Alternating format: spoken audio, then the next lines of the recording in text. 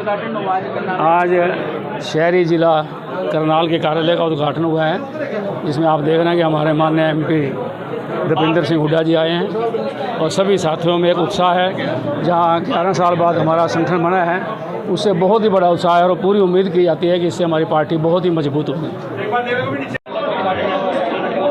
आज कार्यालय का मुहूर्त हुआ है, बड़ी अच्छी बात है और सारे कांग्रेस के साथी हमारे आए हुए हैं, उन सबका स्वागत है।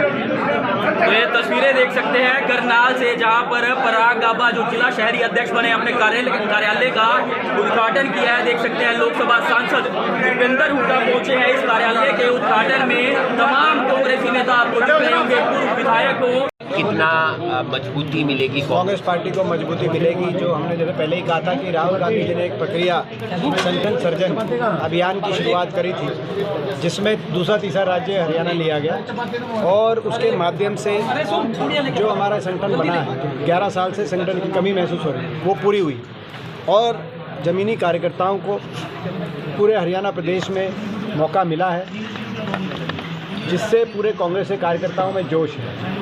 हमें उम्मीद है कि जो नए जिलाध्यक्ष बने हैं करनाल के, भी हमारे दोनों जिलाध्यक्ष हमारे पराग गाबा जी शहरी के, हमारे ग्रामीण के भाई राजेश जी, मिलजुल कर हर एक करनाल के नेता का, कार्यकर्ता का मान सम्मान करते हैं और सभी को साथ लेकर कांग्रेस की विचारधारा को जन जन तक पहुँचाने का काम करेंगे और जागरूक विपक्ष और जिम्मेदार विपक्ष की जो भूमिका जो लोगों ने हमें जिम्मेदारी दी है।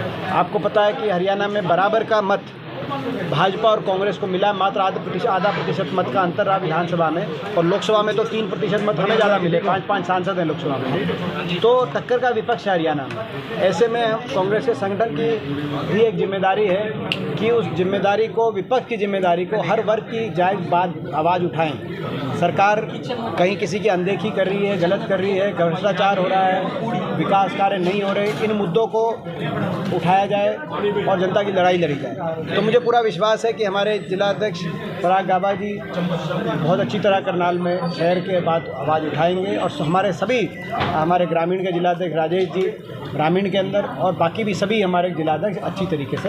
बाढ़ की चपेट में है सर पूरा उत्तर भारत, हरियाणा सरकार ने मदद का भी ऐलान किया है, कांग्रेस क्या कर रही है? देखिए, बड़ी जो मुसीबत का सामना करना पड़ रहा है हरियाणा में, उसका एक बड़ा कारण ये है कि जो जल भराव बना है गांव में, कस्बों में,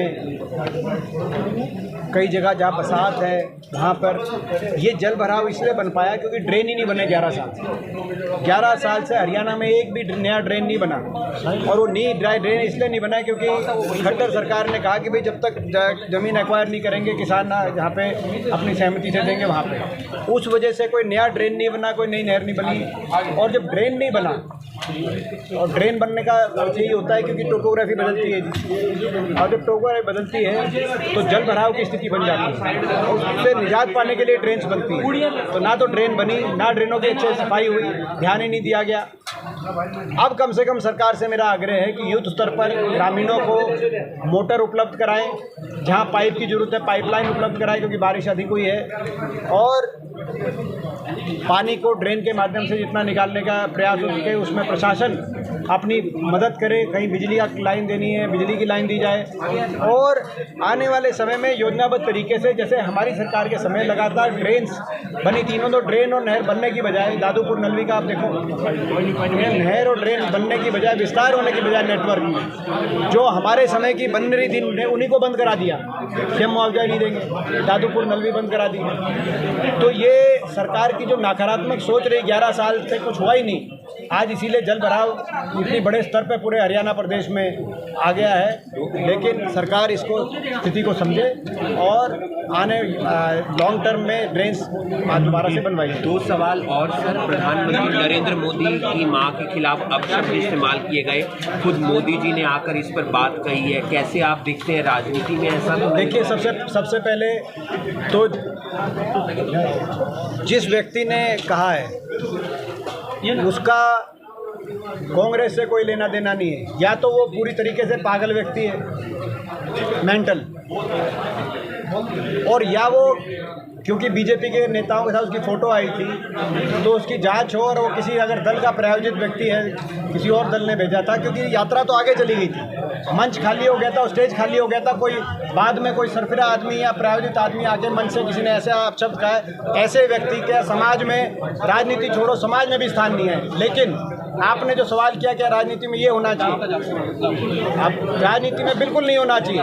क्या मैंने ये आपने कहा राजनीति में होना चाहिए, राजनीति में बिल्कुल नहीं होना चाहिए। इस तरह के शब्दों का राजनीति के समाज में भी स्थान नहीं है। लेकिन ये भी नहीं होना चाहिए कि जब भाजपा के ट्रोल, जब देश में एकजुटता की जरूरत थी, हिमांशी नरवाल को गाली दें, कर्नल सोफिया कुरैशी को गाली दें, उनको आतंकी की बहन बताएं, माँ बहन की गालियां दी जाए ट्रोल, तब प्रधानमंत्री जी चुप रहे। वो भी क्योंकि देश के हर नागरिक की माँ बहन का सम्मान इस देश के हर व्यक्ति का सम्मान है। तो मैं समझता हूँ कि प्रधानमंत्री जी की बात हो या भाजपा की बात हो, तब भी भाजपा के लोगों को, क्योंकि भाजपा के लोगों ने राजनीति में ये स्तर इतना गिरा दिया, क्योंकि लगातार शीर्ष नेतृत्व से लेकर और कार्यकर्ता तक और ऑनलाइन ट्रोलर्स तक इस तरह के शब्दावली का इस्तेमाल करते हैं राजनीति में, जिस पे आज आत्ममंथन होना चाहिए। एक आखिरी सवाल, मनोहर लाल, पिछले दिनों भूपेंद्र सिंह हुड्डा जी ने कहा था कि घोटालों की जो फेहरिस्त है वो बढ़ती जा रही है, कैग में भी ये बात अनियमितताएं आई हैं। जब इस पर मनोहर लाल जी से सवाल किया गया तो उन्होंने कहा कि ये लोग बेरोजगार हो गए हैं, कांग्रेस पार्टी के नेता, अगर इन्हें रोजगार की ज़रूरत है तो हम दे देंगे, ये यहाँ पर आ जाए। देखिए, बड़े दुर्भाग्य की बात है कि एक केंद्रीय मंत्री इस तरह की बात कर रहे हैं जो स्वयं साल वर्षों तक विपक्ष में रहे थे।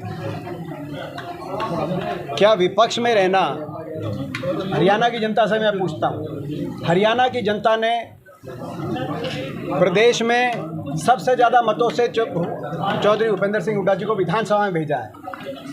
क्या जिन लोगों ने भेजा है, और क्या विधानसभा में विपक्ष की बात रखना और विधायक बनना, और हरियाणा की जनता ने 10 लोकसभा सीटों में जहाँ जितने मतों से खट्टर साहब को भेजा था, उससे ज़्यादा मतों से मुझे दिल्ली की संसद में भेजा है।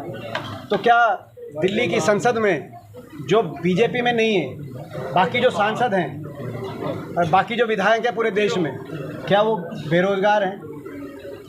क्या ये बताना चाह रहे हैं खट्टर साहब? बड़े दुर्भाग्य की बात है। बेरोजगार तो हम उन लोगों को कहेंगे जिन्होंने सत्ता में रहते हुए कुछ काम ही नहीं किया। कल खट्टर साहब का एक और मैं बयान देख रहा था।